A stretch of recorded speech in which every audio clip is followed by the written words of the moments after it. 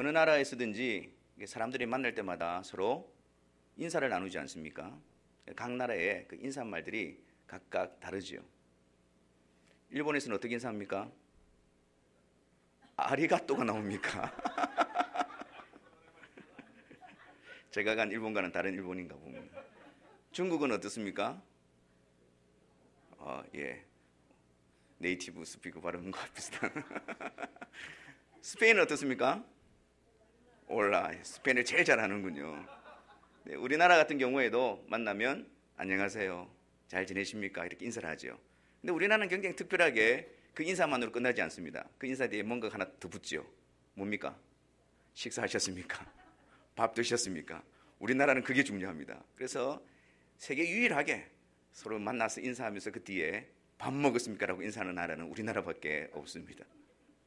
이스라엘은 어떻게 인사를 할까요? 샬롬, 샬롬 이렇게 인사를 합니다. 오늘 본문에 예수님께서 제자들 가운데 나타나셔서 너희에게 평강이 있을지어다. 그 평강이라는 단어가 샬롬이라는 단어입니다. 샬롬에서부터 온 단어이지요. 그럼 예수님께서 제자들에게 너희에게 평강이 있을지어다 라고 말씀하시면서 그 평강이 과연 의미하는 것이 무엇일까요? 단지 우리가 방금 이렇게 이야기했던 것처럼 일반적으로 만나서 나누는 그런 의미로 제자들에게 평강을 이야기하신 것일까요? 오늘 우리가 본문을 통해서 주님께서 우리에게 주시고자 하는 평강, 그 의미가 무엇인지를 한번 같이 살펴보기를 원합니다. 드디어 오늘 본 말씀에 예수님께서 부활하시고 그리고 그 제자들을 만나시는 장면이 기록이 되어져 있습니다. 그래서 그 제자들에게 처음 예수님께서 하신 말씀이 무엇이었습니까? 너희에게 평강이 있을지어다. 근데 19절에 보니까 그때가 언제냐면 어떻게 나와 있습니까? 이날 곧 안식 후 첫날 저녁 때라고 이야기하고 있죠. 이날이 어떤 날이죠? 예수님이 부활하신 날입니다. 그날 예수님이 새벽에 부활하신 그날을 이야기하는 거예요.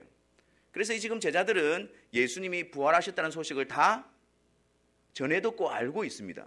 새벽에 막달라 마리아를 통해서 부활하신 예수님을 만난 마리아를 통해서 이미 제자들은 예수님이 부활하셨다는 사실을 다 듣고 알고 있는 상황이었습니다. 그런데도 불구하고 제자들은 여전히 두려움 가운데에 사로잡혀 있는 것을 봅니다. 19절 말씀을 계속 한번 보십시오. 제자들이 유대인들을 두려워하여 모인 곳의 문들을 닫았더니 저녁 때 예수님이 부활하시고 부활하신 소식을 들었던 제자들인데도 여전히 그들은 무서워서 두려움에 사로잡혀서 문들을 꽉 닫고 그렇게 지금 숨어 있는 겁니다. 왜 제자들이 두려워한 것이었죠? 유대인들에 의해서 예수님이 체포당하지 않으셨습니까? 그리고 십자가에 달려 죽으셨습니다. 근데 자기들도 그 예수님의 제자라는 사실이 드러나면 그들도 신변의 위협을 받을 것이고 예수님처럼 체포당하고 고통을 당할 것이라는 것을 그들이 알고 있었기 때문에 그들은 두려움 가운데서 숨어 있는 것입니다. 특별히 오늘 본문 내용 가운데에 이 제자들이 문들을 닫았더라 라는 표현을 통해서 얼마나 그들이 두려움 가운데 사로잡혀 있는가를 우리는 추측해 볼 수가 있습니다. 그냥 보통 우리가 문을 닫았더라 라고 표현하지 않습니까? 근데 오늘 본문에 보니까 문들이라고 이야기합니다. 이 의미는 무엇이냐면 제자들이 모여있는 그곳의 문만 닫았다는 말이 아니고 그 모든 그 집에 있는 모든 문들을 다 닫았다는 말입니다.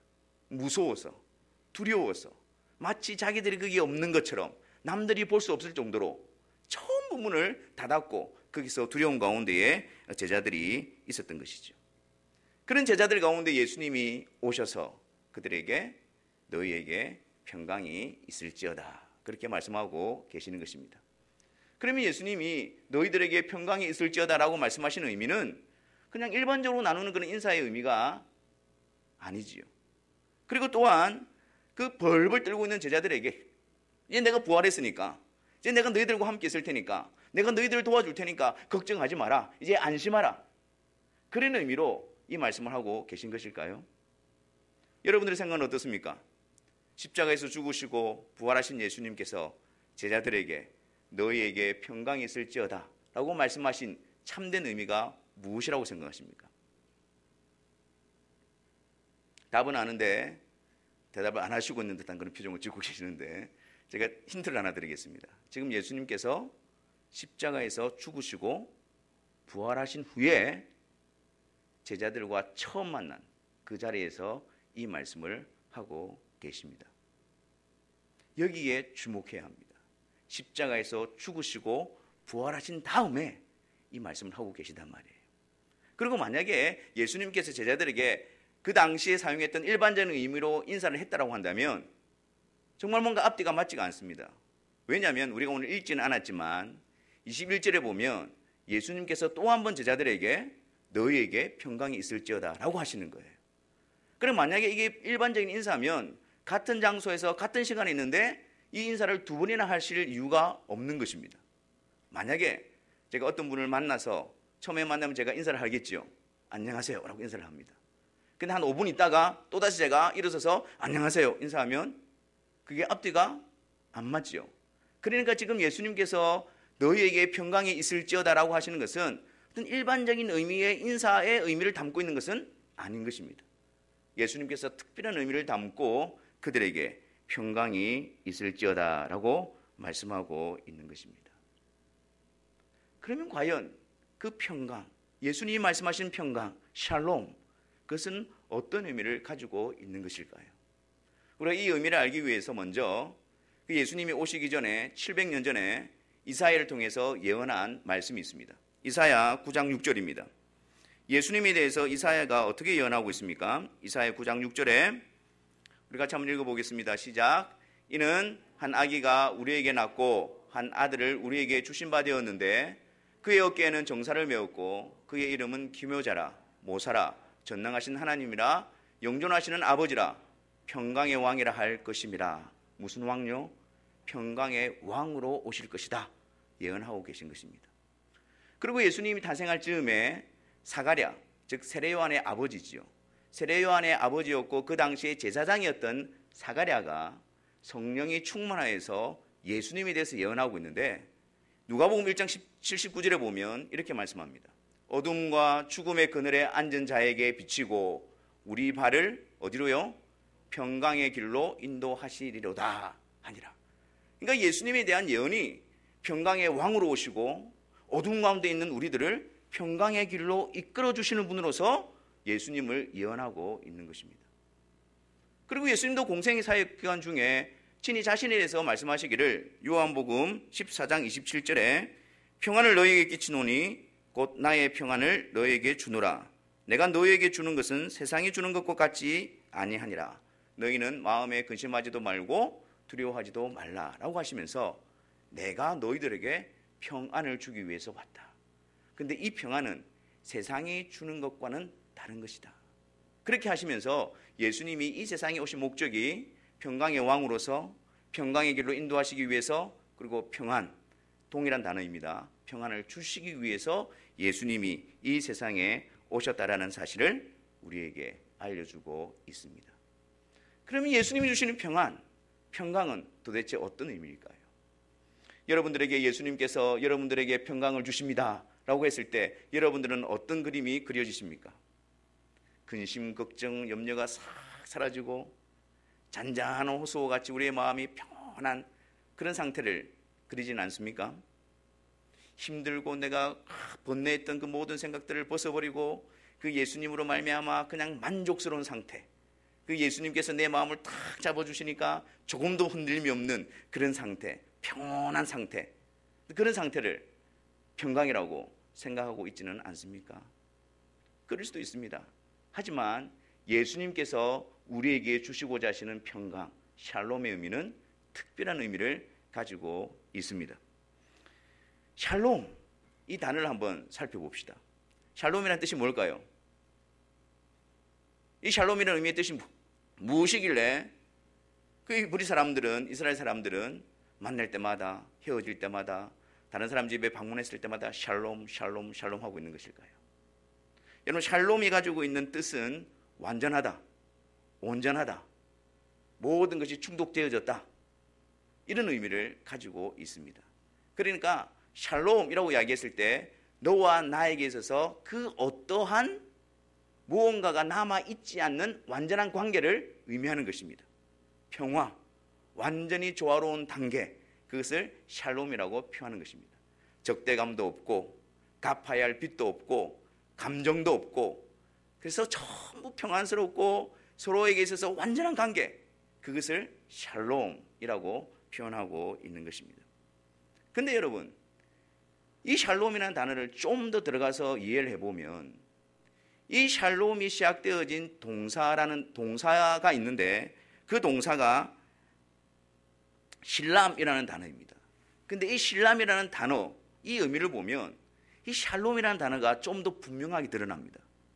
이 실람이라는 동사의 뜻이 무엇이냐면 지불하다, 빚을 갚다, 물건의 값을 다 지불하다는 의미를 가지고 있습니다. 그러니까 여러분 다시 한번 생각해 보십시오. 십자가에서 죽으시고 부활하신 예수님께서 제자들에게 너희에게 평강이 있을지어다, 샬롬이라고 했을 때 그 의미가 무엇을 나타내고 있습니까? 샬롬, 완전한 관계는 그냥 이루어지는 것이 아니라 적대적인 관계 가운데 있을 때에 누군가가 그 값을 대신 온전히 지불함으로 말미암아 화목하고 완전한 관계가 되어진 상태가 샬롬이라는 것입니다. 예수님께서 십자가에서 우리의 죄를 대신 담당하시고 그 죄의 값을 대신 진노와 형벌을 받으심으로 다 지불하셨기 때문에 너희에게 평강이 있을지어다 라고 말씀하실 수가 있는 것입니다. 그 예수 그리스도가 이루신 그 일로 인해서 우리는 하나님과 화목, 하나님과 완전한 관계, 하나님과의 적대적인 관계에서 돌이켜서 하나님과의 완전한 관계, 평강을 누리게 되어지는 것이지요. 그래서 그 그리스도로 말미암아 하나님 앞에서 하나님은 우리를 향해서 더 이상 죄에 대한 진노와 형벌을 가지지 않습니다. 그 예수 그리스도께서 이미 모든 죄의 값을 그 몸으로 다 지불하셨기 때문에 하나님은 우리를 향하여 의롭다라고 말씀하시고 완전하다라고 말씀하시는 것입니다. 우리가 완전한 사람이 되어서 완전하다고 이야기하는 것이 아니라 우리 죄에 대한 구속, 대속을 우리 주님이 완전히 이루셨기 때문에 그 주님으로 말미암아 하나님은 우리를 향해서 샬롬, 평강, 평안, 완전한 관계를 선언해 주고 계신 것입니다. 그렇기 때문에 여러분, 아무나 너희에게 평강이 있을지어다, 하나님과 화목이 이루어질 수 있을지어다 라고 말할 수 있는 사람은 없습니다.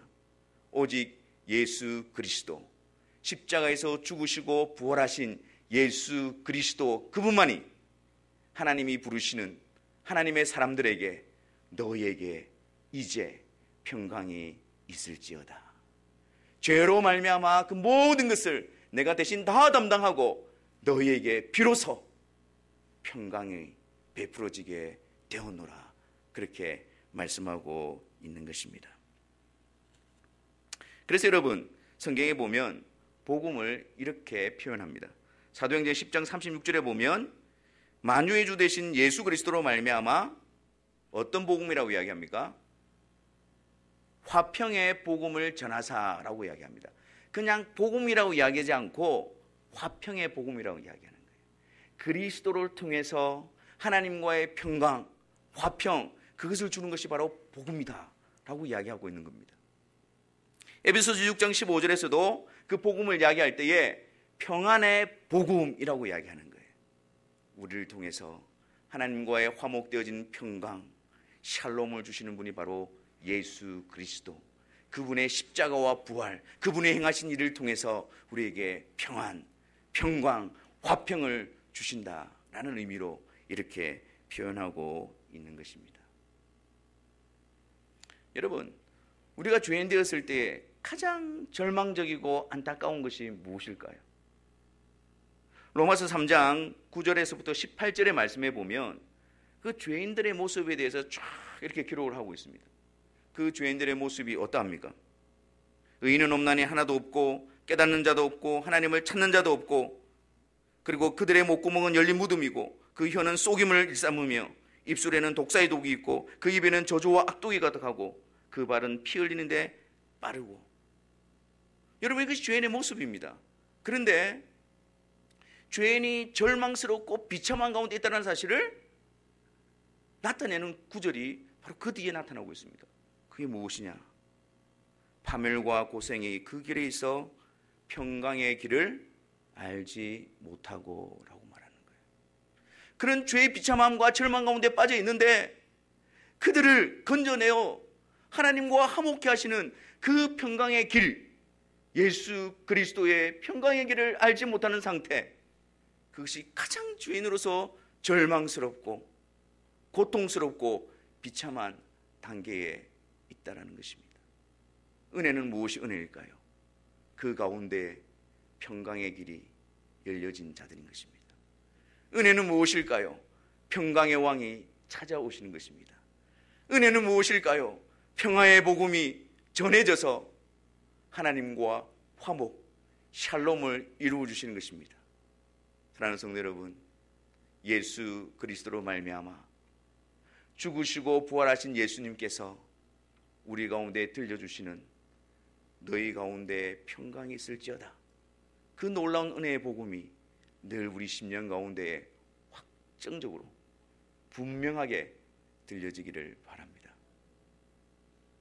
근데 여러분, 우리가 예수 그리스도의 복음도 알고 예수님을 통해서 하나님과 샬롬, 평화를 누리고 있다는 것을 알고 있습니다만은 성경은 그냥 알고 있는 그 자리에서 멈추지 않습니다. 한 걸음 더 나아갑니다. 우리에게 어떻게 말씀하고 있을까요? 로마서 5장 1절에 그러므로 우리가 믿음으로 의롭다 하심을 받았으니 우리 주 예수 그리스도로 말미암아 하나님과 화평을 누리자라고 말하는 거예요. 그리스도로 말미암아 하나님과 화목하게 되어졌으면 거기서 멈춰 있는 것이 아니고, 그것을 아는 것에 멈춰 있는 것이 아니고 우리의 삶 속에서 그분과 화평을 누리자. 고린도서 3장 15절에서는 그리스도의 평강이 너희 마음을 주장하게 하라, 너희 마음을 지배하고 너희 마음을 다스리게 하라고 말씀하고 있는 것입니다. 예수님을 통해서 내가 하나님과 화목되어졌습니다. 거기서 끝나는 것이 아니라 실제 우리 삶 속에서 그분과의 화목 속에서 그분과의 평강 속에서 우리의 삶이 다시 재해석되어져야 되고 재조정되어져야 되고 새롭게 되어져야 하는 것이죠. 여러분들은 마음의 평안을 얻기 위해서 어떤 방법들을 사용하십니까? 어떤 분들이 이야기를 들어보니까 심호흡을 크게 하고 숨을 크게 들이쉬고 깊이 내쉬고 그렇게 하면 감정이 쫙 가라앉습니다. 마음의 평안이 찾아온다. 그리고 또 사람들은 비우고 또 비우고 쏟아내고 내려놓고 그렇게 할 때 마음의 평안을 유지할 수 있다고 말합니다. 그리고 또 어떤 분들은 여러분 한번 보신 적이 있습니까? 그 차 뒤에 스티커에 붙이고 다니는 금불을 혹시 보신 적이 있습니까? 내 탓이요 라고 붙인 스티커를 보신 적이 있습니까? 그러니까 남 탓하지 말고 다 내 탓이요, 내 탓이요 그렇게 하면 뭐 걸릴 것도 없고 마음의 평안을 유지할 수 있다고 이야기합니다. 그리고 어떤 사람들은 다 잘 될 거야, 지나고 난 다음에 다 잘 될 거야, 그게 긍정적인 생각, 그리고 낙천적인 생각들, 그런 기대들, 그런 것들을 가지고 있을 때에 그 굉장히 힘들고 어려운 상황 가운데서도 마음의 평안을 찾을 수 있다고 말합니다. 여러분 실제적으로 우리 이런 방법들을 쓸 때에 일시적으로 우리의 안정, 마음의 안정을 느끼기도 합니다. 그런데 성경에서는 그렇게 말씀하고 있지 않습니다. 하나님과 화평을 누리자. 그리스도의 평강이 너희 마음을 지배하게 하라. 세상적인 방법이 아니고 심리적인 일시적인 요법이 아니고 그리스도의 평강이 그리스도를 통해서 하나님과 화목하게 되어졌던 그 일을 통해서 우리의 마음의 평강과 주님이 주시는 평강 가운데 굳게 세우시라고 말씀하고 있습니다. 그리스도의 평강이 우리의 마음을 주관하게 하라, 주장하게 하라. 어떻게 하는 것일까요? 여러분들은 그리스도를 통해서 하나님과 화목하게 되어졌습니까? 하나님과 아무런 적대관계 없이 하나님과 온전한 관계를 이루었습니까? 그리스도를 통해서 하나님과 연합이 되어 있습니까? 그렇다면 여러분의 삶은 어찌 되어야 할까요? 무엇을 통해서 여러분들은 하나님과 화목하게 되어져 있다는 사실을, 하나님과 적대관계에 있지 않다는 사실을 드러내고 그것을 누릴 수가 있을까요? 기도가 무엇입니까? 기도는 우리가 급발하는 게 기도가 아니고, 또 기도는 억지로 하는 게 아니고, 기도는 뭔가를 드러내기 위해서 하는 게 아니고요. 기도가 무엇입니까?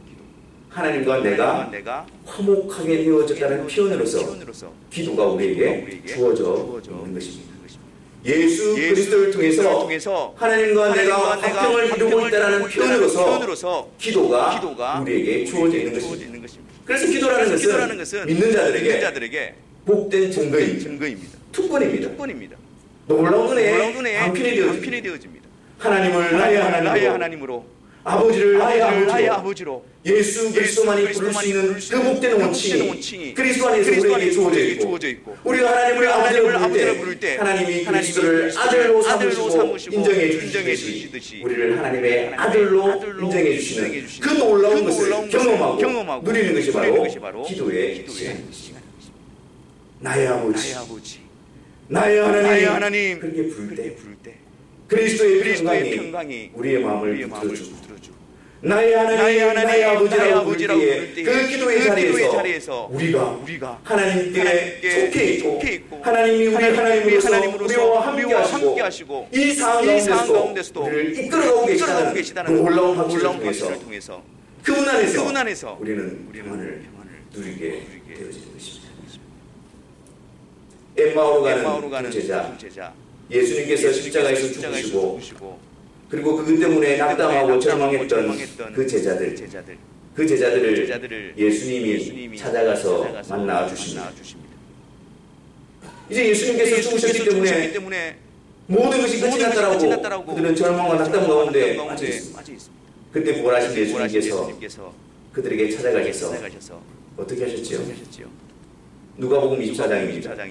24장에 보니까 예수님께서 그들에게 모세의 글과 선지자의 글로 시작해서 모든 성경에 쓴 바 자기에 관한 것을 자세히 설명해 주십니다. 그랬더니 어떤 일이 벌어집니까? 그들이 서로 말하되 이래서 우리에게 말씀하시고 우리에게 성경을 풀어주실 때에 우리 속에서 마음이 뜨겁지 아니하느냐. 절망 가운데 있는 그들이 다시 마음이 뜨거워지고, 절망 가운데 있는 그들이 다시 그 마음에 평강을 누릴 수 있는 이유가 무엇이었습니까? 주님께서 성경을 통하여 예수 그리스도를 자세히 풀어주실 때, 그 성경을 통해서 예수 그리스도를 배우게 되어질 때에 우리의 마음이 뜨겁지 아니하느냐. 기도와 말씀을 통해서 우리는 하나님과의 화목을 누려갈 수 있는 자들입니다. 기도와 말씀을 통해서 그리스도의 평강이 우리의 마음을 지배하고 다스려 가게 할 수 있는 것입니다. 유럽 사람들은 어떻게 인사를 하나요? 미국 사람들은 어떻게 인사하나요? 관심이 없습니까? 식사 후에는 관심이 없습니까? 보통 미국 사람들이나 유럽 사람들이 이렇게 악수를 하지 않습니까? 그래서 이 악수를 하게 된 유래를 이렇게 찾아보니까 이 몇 가지 이렇게 설들이 있더라고요. 그 중에 가장 대표적인 게 뭐냐면, 미국 사람들이 서부 개척 시대 때 무법천지였지 않습니까? 누가 친구고 누가 아군이고 누가 적군인지 모르는, 누가 나의 신변을 위협하는 사람이 모르는 그런 상황 가운데서 자신의 생명을 보호하기 위해서 그들은 항상 무기를 소지하고 다녔어요. 총을 차고 그리고 칼을 가지고 다녔습니다. 그런데 상대방에서 이렇게 사람들이 이렇게 반대편에서 오게 될 때에 그 사람이 나를 훔치는 자인지 아니면 나와 친밀한 관계에 있는지 잘 모를 때에 그들은 우선 그 손이 어디로 갑니까?